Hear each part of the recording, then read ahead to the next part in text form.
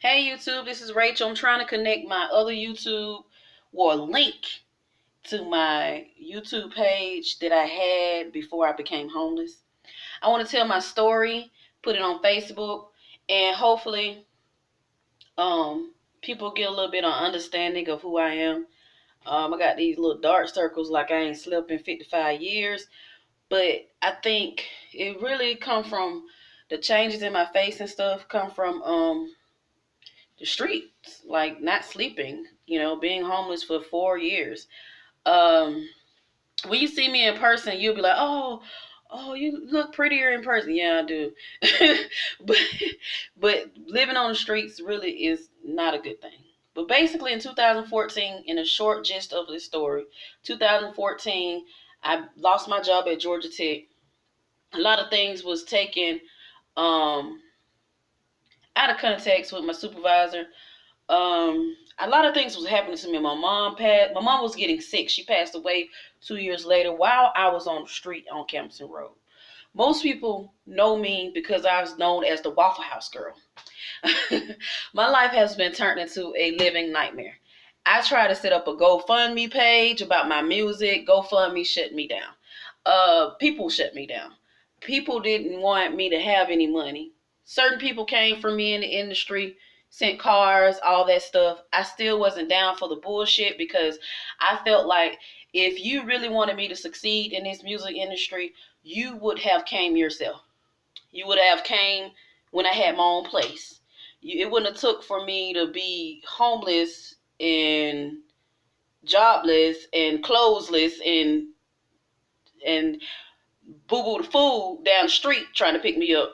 You would have came before all that chaotic stuff happened. We all know there are people in the music industry that is involved in the little cliques, the mafia and all that stuff. That's a lot of things that went on with me. A lot of people wanted to work with me. It turned into chaos, but a lot of people wanted to just pull my ass in the house. I'm talking about of all different kind of nations. Throw my ass in the house and house my ass and fuck my ass and never wanted me to ever sing again. Never wanted me to do YouTube again. That's how come I started this new YouTube page because a co-worker of mine, Georgia Tech, yes, that's the last good job I had while I was living on the street, and I ended up getting arrested and all that stuff. But anyway, the reason why I'm broadcasting from y'all from this website is because a coworker of mine, I connected my YouTube page with her phone number, so I can always have access to my YouTube page whenever I get into a secure house to start my YouTube again. I never got into a secure house within 4 years. Yes, I ended up living with people, but they was not somebody anybody should have been living with. But I connected my YouTube to with her phone. Um, her and her husband and I got in a dispute. They end up taking my account, and God knows what, they probably getting paid from it because I see I got one video I got 7.2K views, and one video I got 3.2K views. So they probably getting like $100 a month. It depends on how many views you have. That's how much money you get.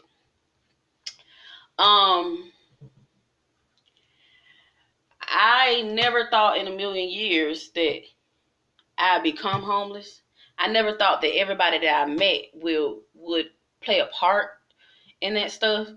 I never thought, okay, at the end of the day, when I did become homeless, the last friend that I did have before I met anybody on the street was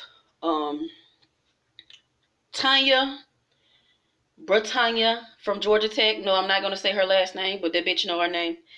And Britannia took this account, well, not this account, but the other account, and she and her son, after that dispute, changed my code. I tried to call her again and get my code back, but she never, she said, oh, they say your code is such and such and such. I tried to log into my code, and she knew for good and well that her sons had changed my code. So since she knew that, and I tried to call her back, she would never answer the phone. Tried to be nice about it. Her husband pulled up at the Texaco on Campbellton Road saying, little shit, hand me $5. He even said, the Gmail account that he basically changed my YouTube to. Later Gator. And whenever you sign into Dime Diva, not gonna say the rest, it'll say, if you don't know this if you don't know your passcode, type in email address that's associated with this account. I think I maybe called her in 2016 to get my account affiliated with her phone. So only for 2 years have my account been associated with her phone. YouTube and Google Gmail, you cannot contact anybody to get your shit. You cannot in order. There's no phone call you can make. I done lost everything. I got the videos still on YouTube, but can I make money off those videos? No. Somebody else got access to those accounts, so they're making money if they know how to withdraw from YouTube for those accounts. All my student loans notification come to that Gmail and that YouTube, because you know Gmail and YouTube is the same thing. It's all connected. So my whole life been destroyed. While I'm sitting up here being fucked by people I've been knowing since I grew up in the same house with. Everybody around me was fucking me. And when I trusted, last person I trusted, didn't know she was gonna screw me over, but she ended up screwing me over. So now here I am talking to you guys again. And yes, the bitch worked for Georgia Tech. Georgia Tech is a fucked up institution to even think about working for. And I can't believe that I worked there so long. I was trying to figure out why when I got there, people was already there for a year or two, young people, and they was trying to look for a better job. You know what I'm saying? I'm like, this is a state job. You know, it don't get no better than this. I wanted to use YouTube as a platform for my music so I can get out there. If I would have started making videos at least once a week or twice a week and started making money then and able to at least quit Georgia Tech with just a check of YouTube, that's great. But will it happen? No. Um, my pay at Georgia Tech was $11.05. I got fired around the time we was getting paid in Georgia, $11.05. That was after taxes. It was around $6.21. Before taxes, it was like $7.60, and then so after taxes, I made around $6.21. Rent here in 2014 when I did become homeless was my rent was around $500, $525, and I ended up not being able to find a job. My sisters, them did me wrong. I got 2 sisters. One worked for Delta. She ended up losing her job 3 years after me. She ended up moving to Florida. No, we don't speak. She ended up getting a settlement from Delta. No, she do not give me anything. I asked, she got a big settlement from Delta. I asked her the Western Union me $20. She haven't texted me back. And when she texts me back about that $20, I'll let you guys know. But I'm not going to hold my breath for it. I got another sister who's a scripper. She says she doesn't script anymore. She has the Section 8. Yes, this is very wretched, but I'm going to tell everything so everybody can know my story. She has the Section 8 from when they tore down the projects in Atlanta, Georgia called Bowen Homes. And she have that Section 8 from my mother. So while I'm walking around on Campbellton Road, between Campbellton Road and Virginia Avenue, I was completely homeless. My 2 sisters could have helped me, but they didn't. This has happened to me before, but I never became homeless to a fact where I actually had to sleep outside, jump through a bandos, and pretend like I don't know what the fuck is going on. Music people rolled up in a car. The first, I say 6 to 9 months, I was on the street. And as they rolling up in the car, I was looking like, what the fuck? You know, how do you know me? Why didn't you, it just looked questionable. No, I did not get in the car. And yes, I feel happy that I did not get in the car because of the simple fact of now my life has turned into a spectacle. Now I'm in like housing for homeless people. And I know that sounds really, really, really bad, but it's not like that. I'm in a 2-bedroom apartment by myself. It is fully furnished. The clothes on my back did not come from this particular church group. It was one female. She seen me wear the same clothes every day. I will always wash up, and she ended up donating me some clothes, brand new clothes. Let me add to your brand new clothes. And when she donated me them brand new clothes, I felt like, whoa, this is so cool. Like God is blessing me in different ways. But anytime for me to make money, people have stopped me. I'm talking about physical jobs. I have walked day in, day night, day in, day out, sat at Waffle House, slept in Waffle Houses, slept in a bando, got arrested for a bandos.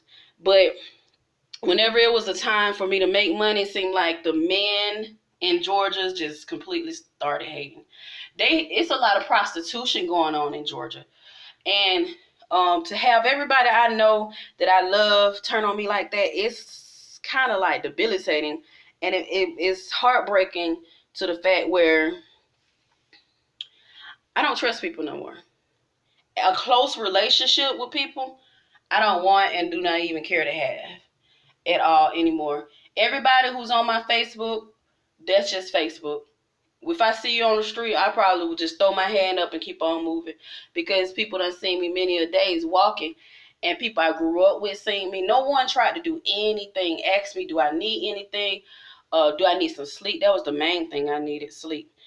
But for now, I've been in this apartment for 7 months. And now I decided to get back to the old Rachel. Now, do I ever would want a record deal?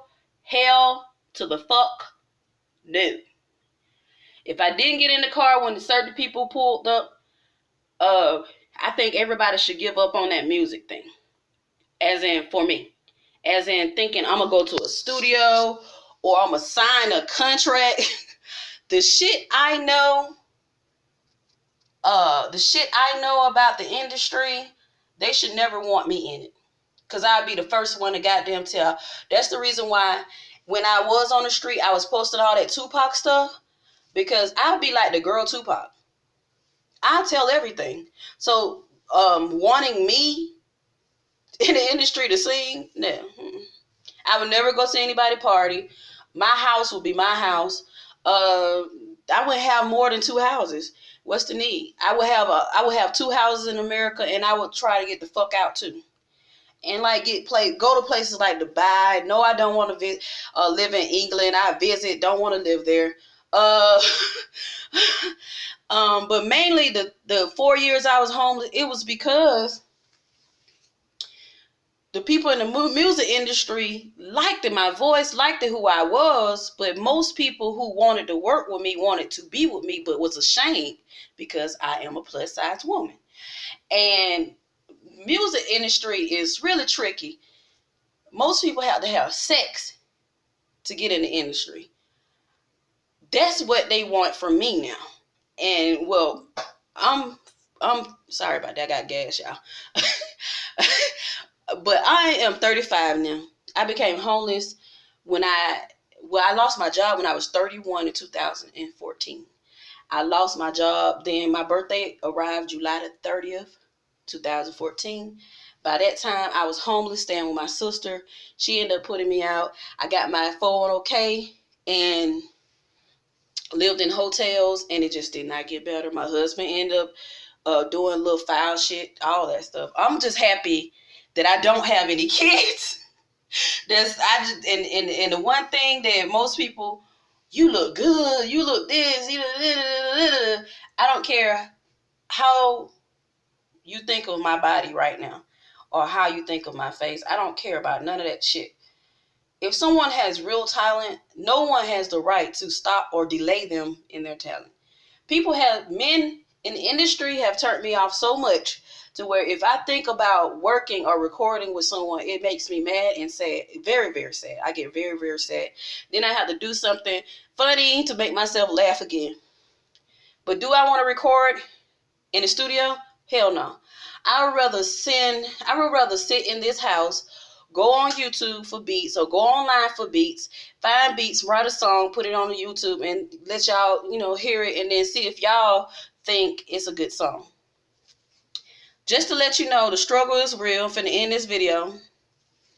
This hair right here, I'm finna get up close. These braids are about 2 to 3, no, they're like 3 weeks old. These braids are about 3 weeks old. I braided this hair, believe it or not. This is all old hair. Okay, you see that? I braided this. Every time you see me on Camerson Road, I always had my hair done. Now, recently, I decided to stop doing it for maybe like 2 or 3 weeks, and I had these little ghetto plaits going like this. I was like, shit, everybody is a show, and everybody know who I am. The music industry people do. But so since everybody's a show, I'm going to be a show for you. So, but I started back braiding my hair. I want to show y'all this hair. It's old, but guess how old this is? I had this hair in November, right after Irma. And all I do, and I'm still struggling. Just because I'm in government housing doesn't mean I'm not struggling. I don't have any money, and I don't have a way to get money because my health from being on the street and eating food that I didn't supposed to eat is in jeopardy. So to keep myself looking halfway decent, when I do take my braids out, I take the hair and I wash it. I wash the hair, and then I wash my real hair, and I rebraid it. But it's sad that the world is coming to an end, and all people can think about is themselves and sex. And my thing is, it's people out there that really need help. Even the church people put you through stuff, and they supposed to be, I mean, not perfect, but know some kind of right from wrong. Somebody on a drug-induced haze might not know. I mean, they know right from wrong, but if you're reading the Bible, going to the church every day, please stop playing. Please stop playing games with the people who are struggling. I'm still currently struggling right now. This hair is from November, like I said.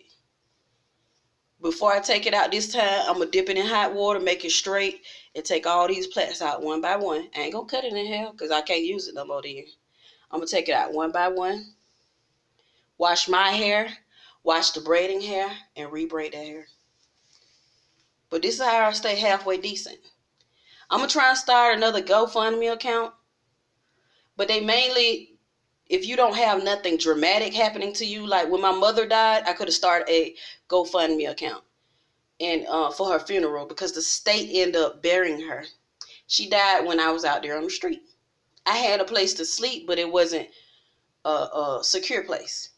They, if you didn't do what this lady wanted you to do, which is clean up and all that stuff, give her half of your food stamps, walk to the store whenever she asks you to.